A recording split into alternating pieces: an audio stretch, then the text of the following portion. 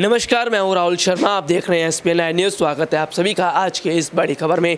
बड़ी खबर की शुरुआत लाउड स्पीकर से करेंगे। जी हां, मस्जिद से क्या लाउड स्पीकर हट जाएंगे? सीधे सीधे तौर पर देखा जा रहा है कि MNS प्रमुख राज ठाकरे ने मस्जिद से लाउड स्पीकर हटाने को लेकर हाल ही में बड़ा बयान दिया था और ऐसे में सामने आ रहा है कि राज ठाकरे ने जो बयान दिया था उसका असर महाराष्ट्र में दिखना शुरू हो गया था, क्योंकि अभी हाल ही में ईद के मौके पर कई मस्जिद से लाउड स्पीकर को हटाए गए।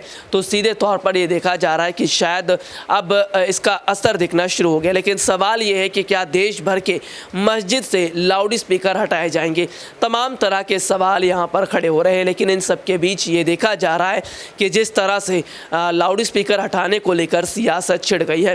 दरअसल सवाल ये बनता है कि क्या पहले के समय में मस्जिद पर लाउड स्पीकर हुआ करते थे?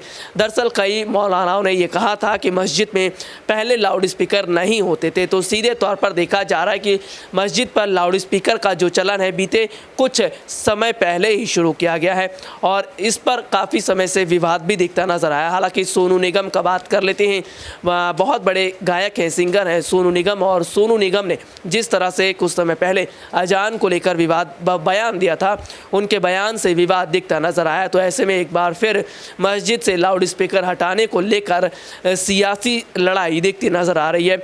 ये माना जा रहा है कि मौजूदा समय के जो हालात हैं वो ऐसे दिखाई दे रहे हैं कि शायद देश की मस्जिद से लाउड स्पीकर को हटाया जा सकता है। देखिए, अभी हाल ही में ज्ञान व्यापी मस्जिद को लेकर उत्तर प्रदेश में बवाल हुआ है। जी हाँ, ज्ञान व्यापी मस्जिद में सर्वे करने गई टीम को जिस तरह से घेर लिया गया और दो समुदायों के बीच में थोड़ी झड़प भी देखने को मिली है।